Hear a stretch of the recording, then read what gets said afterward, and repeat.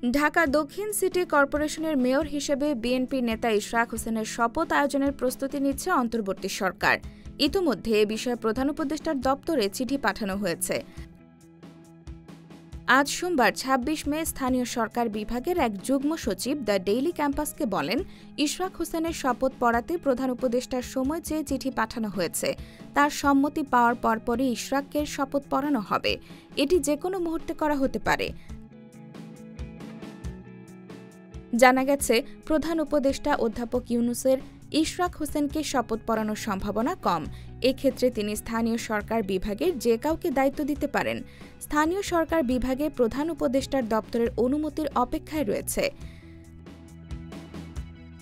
২০২০ সালের ১ ফেব্রুয়ারি ঢাকা দক্ষিণ সিটির নির্বাচন হয়। বিএনপির ইশরাক হোসেনকে ২.৫ লাখ ভোটের ব্যবধানে হারিয়ে মেয়র হন আওয়ামী লীগের শেখ ফজলে নূর তাপস।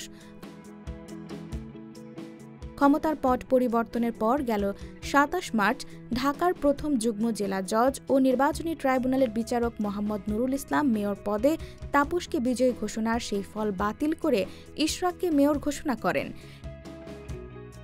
এরপর ২৭ এপ্রিল ইশরাককে ডিএসসিসির মেয়র ঘোষণা করে গ্যাজেট প্রকাশ করে নির্বাচন কমিশন। তবে ইশরাকের শপথ অনুষ্ঠান এখনো হয়নি। এমন পরিস্থিতিতে মেয়রের দায়িত্ব বুঝিয়ে দিতে বুধবার থেকে আন্দোলনে নামেন ইশরাক সমর্থকরা।